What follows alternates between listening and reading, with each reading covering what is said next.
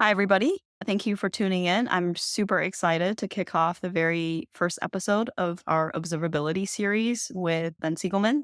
Ben is currently a GM at ServiceNow and the co-founder and CEO at Lightstep. It's an observability startup where Ben and I spent 4 years working together. I'm super grateful and honored to have Ben here with me today. He is an observability guru and a bit of a tech celebrity in the industry, having built Google's in-house tracing system called Dapper, which has several hundred citations on Google Scholar, as well as having inspired many real-world tracing frameworks. Thanks, Ben, for joining me today. Yeah, thanks for having me, Daniela. Excited to be here. Yeah, so let's talk about a little bit maybe about sort of a way back machine into the past. How did you get interested in observability? Good question. It was at Google. I started at Google working on the ads backend team, which I was uninterested in from day one. And I was actually pretty unhappy there when I started in 2003. And then they had an event where it was opt in. And if you opted in, they basically classified you in something like a 17-dimensional vector space based on this is very like old school Googly, based on like how long you've been out of college, what languages you programmed in, the org chart, um, literally what office you were in, that kind of thing from in terms of the like Cartesian plane of the earth, that kind of stuff. And then they matched you up with another person who opted in who was literally as far from you in the 17-dimensional space as anybody else. So it's like the two people who have the least in common. And then they just set up a half an hour meeting with no agenda. And that was that. And the person they set me up with, this is like this kind of bizarre story, was Sharon Pearl, who was and is an amazing kind of fundamental CS researcher who came to Google along with a bunch of other people when Deck and Compaq had merged, and a bunch of world-class researchers found themselves not liking their new job very much. And a lot of them came over to Google, including like Jeff Dean and Sanjay and these people who are kind of luminaries now came over in that crew. And she was one of those people. And she asked me, "What are you doing?" And I was like, "I don't like what I'm doing. What are you doing?" And so she then told me about like 5 projects she was working on, some of which were basically like, key value blob stores and other things. But there's this one that was this prototype called Dapper that she'd been developing with Mike Burrows and Luis Barroso, who unfortunately passed away very suddenly a few weeks ago. And just described it to me. It was basically like a pre-production prototype of how you could build a distributed tracing solution into Google source code with a very minimal hack, basically at the bottom layer of the control flow stack. And I was just like, wow, that sounds like 100 times more interesting than what I'm doing, and probably more important and useful as well. I've always been interested in introspection, like from a CS standpoint, and that's kind of how I came at it. And yeah, I mean, I was kind of young and dumb enough to think it sounded fun to productionize that, and that's really what Dapper started as for me. I'm often credited with creating it, which is a lie. It really didn't. I think the core insights came from that group. Some other folks like Rob von Beren and Dick Seitz wrote an incredible book that came out a few years ago about debugging production systems. In my mind, they were doing kind of OG observability before that term even existed as a, SEO kind of marketing thing. And Dapper was the key insight had been already, realized and prototyped. My job was mainly in turning it into a production system, cleaning it up, and then ultimately documenting that and helping to write that paper. But yeah, that's how it got started. That was almost 20 years ago, which is sobering. So. Yeah, and so a super interesting journey and having seen sort of the pre-prod journey at Google, and now having spent a lot of years outside of Google as well in the observability industry. How would you compare the two? How are they different? Well, I think developing systems that are meant for your own coworkers is a lot different than developing systems in the open marketplace of both vendor solutions and open source solutions. And I don't know if this is particular to Google or maybe particular to Google in the 2000s, but one thing I liked about it back then was that there wasn't really any need to oversell what you were capable of doing. And the idea of advertising what you're not good for that was actually really important, I think, in just articulating um, your own value prop and the boundaries of it.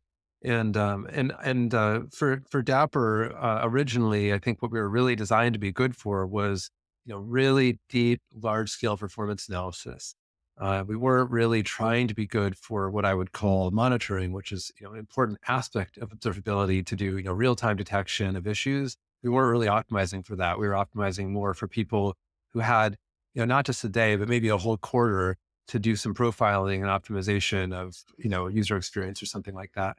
And I think one nice thing about the open market is that when there's pain, I think the open market is a lot better at finding it. So I think there are advantages either way. Like in the vendors and providers, when there's pain and there's a solution, they find each other a lot faster than within a company. But there was, I think, a lot more willingness just to be completely open and honest about the limitations of solutions within Google, which I really miss. So that's how I'd compare them.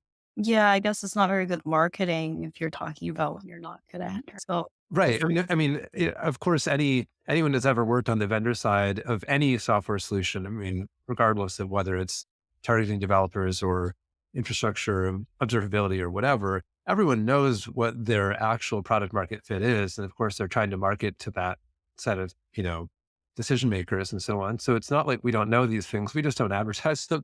Whereas I think within a company, there's at least some incentive to do that. And I thought that was actually really helpful for the ecosystem within Google. Yeah, definitely. When I was working at Lightstep, we talked a lot about this phrase single pane of glass for observability, right? Like people wanted their metrics, their traces, and their logs on one platform from one vendor, maybe one interface.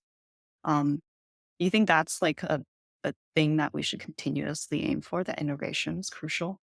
I think one of my disappointments about observability as a space in general is that, the solutions we have in the marketplace right now, they they tend to take because of market forces what people have right now and kind of glob it together and put it into one single pane of glass. So that is starting to happen. Like we're really seeing that. But the actual design space, if you allowed yourself to approach it as a greenfield problem, is much broader than that. Where tracing and structured logging end up being the same. You end up realizing that metrics are really just a pre-computation um, over various high frequency events that also could be dynamic. All these things could be integrated in a much more fundamental way. And I just don't see any actual viable path for a solution like that to meet the market, uh, anytime soon. A lot of the design of things like open telemetry, which I've been involved with, and other things have been, made with a, 2 to 3 year view, not like a 10 to 20 year view of where things are going to be. One interesting uh, disruption, I guess, in the market in the last just year, of course, is Gen AI. And a lot of people talk about Gen AI on the analytical side of observability. I'm actually pretty skeptical about that. I think Gen AI is amazing, and I'm definitely watching it closely as a human being. But I don't really see it doing a great job with, high throughput signal data and trying to make a, uh, make a better assessment of that signal data. I think I'm skeptical of that. However, the main issue with observability today in practice, not, in a blog post or in a greenfield kube environment, but if you go into the brownfield, I will get back to Gen AI. Sorry if I'm rambling here, Danielle, but No, if you look at the Fortune 500 of the global 2000 and walk into any of those customers and ask them, hey, like, have you heard of open telemetry? They're going to say yes. Are you doing open telemetry? They're going to say, well, yeah, kind of, we're doing it over here. But then if you actually measure like what percentage of their estate is actually covered by OTel, it's like vanishingly small, as a percentage of their overall estate. So it's this weird thing where they're doing it, and I think there is a real aspiration to move there. And OTIL does address a really important pain point, which is that you need to have a common surface area for getting data out, and you don't want to take a vendor lock when you do that. So, okay, great, problem solved, I guess. But the coverage issue is pretty fundamental and profound. I think Gen AI, in some ways, for observability, that might be the most promising avenue for it.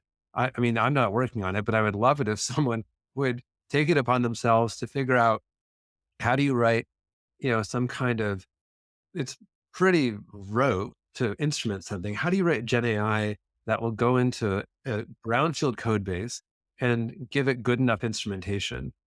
That would be a huge, huge win. And I think many of the issues people have with observability right now come down to incorrect or incomplete instrumentation. And it's not hard to make those changes, but no developer wants to accept the opportunity cost when they're trying to ship features that are already behind in the roadmap, right? So how can we automate that away? I think of that as being potentially a very exciting change. And if you got to the point of making that work, going the next step to making the instrumentation a lot more tunable and dynamic and all the rest of it doesn't feel so far off either. So to date, the options have been manual instrumentation, which ends up with good results, but is hard to execute on just because of staffing, or totally black box agents, which are not very reliable, have an observer effect in the sense that they often actually damage the reliability of the system and almost always require a big vendor lock. We now have this third option of, you know, automated Gen AI based implementation that could give us the best of both worlds. And of course, you could have human supervision on pull requests and stuff like that. But I love that direction too. And I think that's an area where maybe we could see some short term innovation that could address some of these long term concerns. Yeah, got a really great startup idea, perhaps several right there. Yeah, someone go do it. Take my money. One of the more, I guess, trendier topics that I've heard come up around observability in the past year is actually around cost. So I'm curious whether you've seen just like the whole landscape around how much you should be spending on observability and how people think about spending money on metrics, traces, logs, as opposed to maybe thinking about it at a higher level, which is like just observability insights in general. Yeah, yeah. You're right. Definitely is a topic. And it was a topic before. And then I think when money stopped being free about 18 months ago, it became a much more important topic for people. It's interesting. I mean, this has been an age old topic.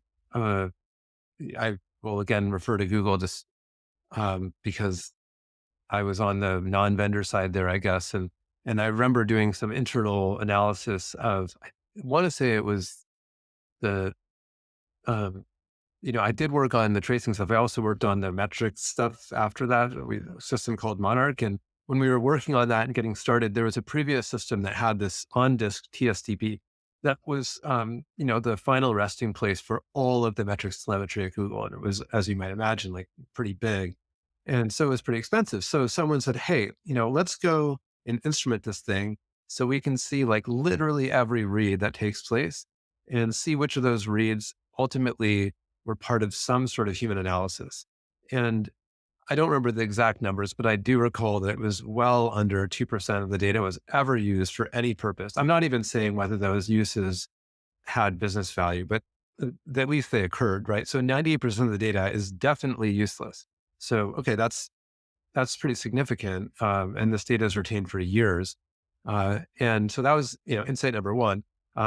Insight number two, which is more of a human insight, I guess, is that, as you might imagine, the person paying for that said, this is stupid. We're going to stop saving this data for so long. And we're actually going to delete almost all of it after, X number of months. And they sent out some mass communication about that. And people freaked out. I mean, it's to the extent that it didn't happen actually, which I think is interesting. And and my analysis there is that the the way that we're going to be deleting data was to have a pretty small allow list of stuff they're keeping that was manually maintained and then just kill stuff once it was older than a certain, threshold if it hadn't been earmarked for retention. And that just was deemed unacceptable. And I think everyone acknowledges that they have a similar problem. If you talk to them about logs or metrics, or if they've gotten far enough with tracing, it either is considered a costly problem or you've oversampled to the extent you can't use it anymore. But in all cases, the data is deemed, material from a cost standpoint. And the problem is the only way that people are profiling it, generally speaking, is just literally just profiling the data by its own attributes. Like, what are the tags in the data? Which ones are the most expensive and so on, which doesn't tell you whether they're actually useful. And I think what we need to see is a usage-based profiling mechanism for the telemetry. If we had that, in place, I think we'd be in a much better position. And the reason that's been hard to do is that most of the profiling is happening at telemetry egress ingress time and not closing the loops through the entirety of observability and the use of that data. If we could give people assurances that the data that's being culled is never going to be used in an analysis, I think we'd be in a much better place. So that's comment number one. And then briefly, comment number two is that all this discussion around ROI for the telemetry itself is totally valid. In that the amount of telemetry is the I in ROI. So it's like, you better try to be smart about that. But it's not just what data you keep and delete. There's also a question of verbosity, particularly the cardinality of metrics data, the degree to which you want to provide extra detail in your distributed traces, and then, the number of facets in your logs and how many you want to have and stuff like that. That dimension of verbosity is also really important. And for some reason hasn't been discussed as much, I think because it requires changes in the runtime. But I would love to see a world where you have a very small percentage of your traces that record everything. Anything that your lawyers will allow you to record is recorded in the trace. And then you have many more traces that record, RPC calls and stuff that people do today. And then you have always on trace context, which is part of OTel for things like accounting and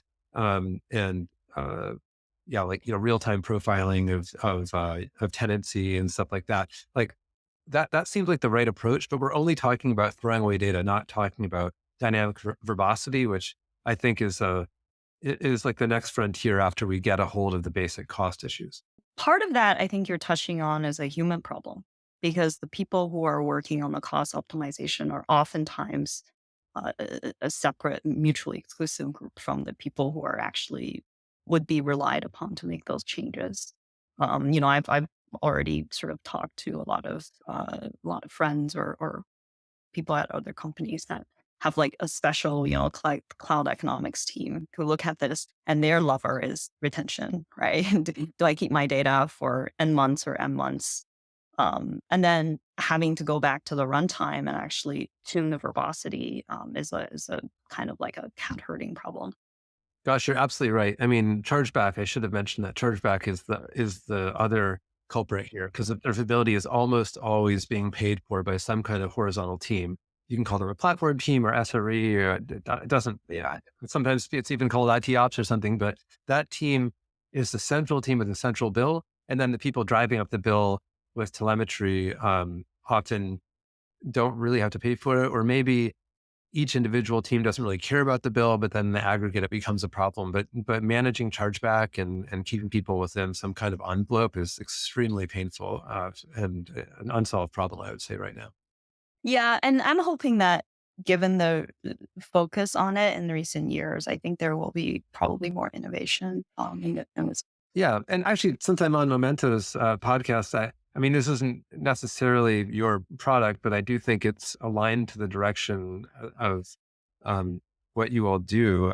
I mean, a lot of this has to do with the network as well, and the network distance between a system and its observability sync, and whether that's something you're running yourself or if it's a vendor, keeping those network distances pretty short for the initial hop is a big part of solving for this as well. I mean, actually just reading a pricing change, i.e. pricing increase from our cloud provider around network stuff right now.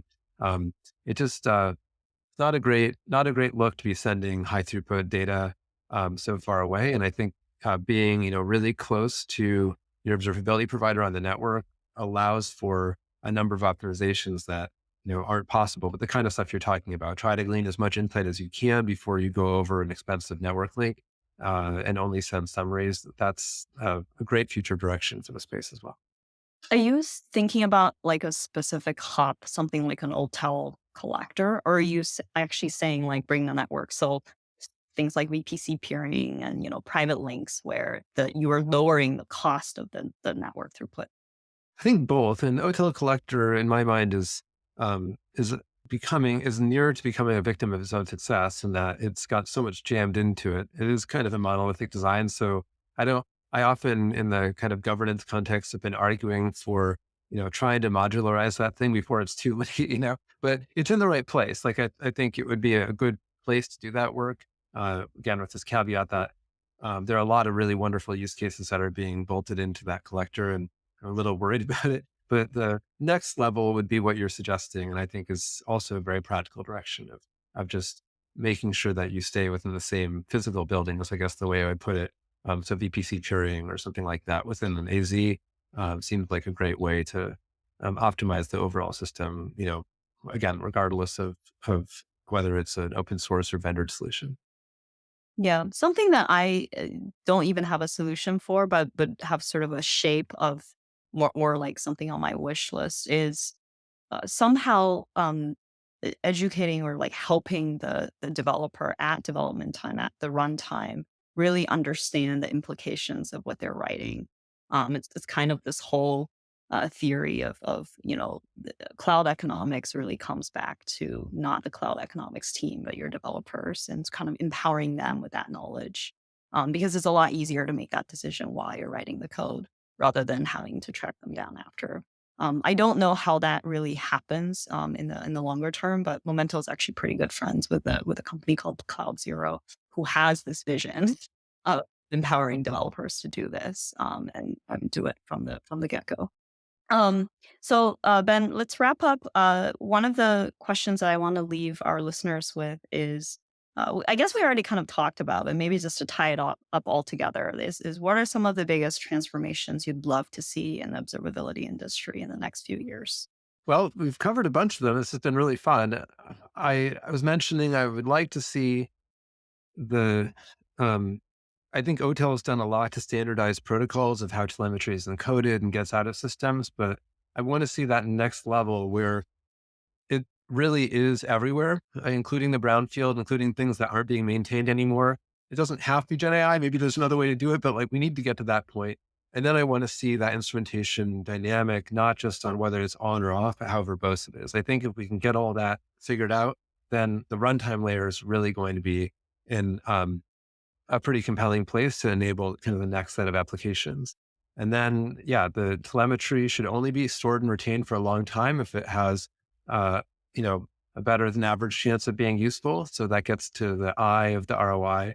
And then for the actual feature functionality, one thing that I think a lot of competitors have done really well in this space, um, even competitors that people love to hate, like Datadog or something like that. I give them hats off to Datadog for building a product that is somewhat useful out of the box with no effort. I think we've done a good job at getting that going, but that's for like the core monitoring use cases. When it gets to the level of actually investigating stuff, there's still a tremendous amount of work to be done to make that experience. Um, uh, I don't think it's realistic to automate all of it, but I think it could be guided to an extent that someone who's not an expert, not a principal engineer, can walk through these systems and not just see the lines moving on the screen, but actually comprehend what's going on. And the understandability of the systems is, the next step after observability. And I think we've still got a long way to go on that. And that's a forever war, but I'm excited to see what's going to come around the corner. And it's much more, it's inclusive, much more than just a single pane of glass. So that's what I'm excited about. Yeah, definitely. Me too. And having worked on some of this in the past, I definitely feel like today's conversation reinvigorated some some part of me that haven't really thought about this for a while. But yeah, there's definitely a lot of exciting stuff on the horizon, I think. Well, thank you very much for joining me today. Really hope to see you again very soon. Thank you, Daniela. It's really fun.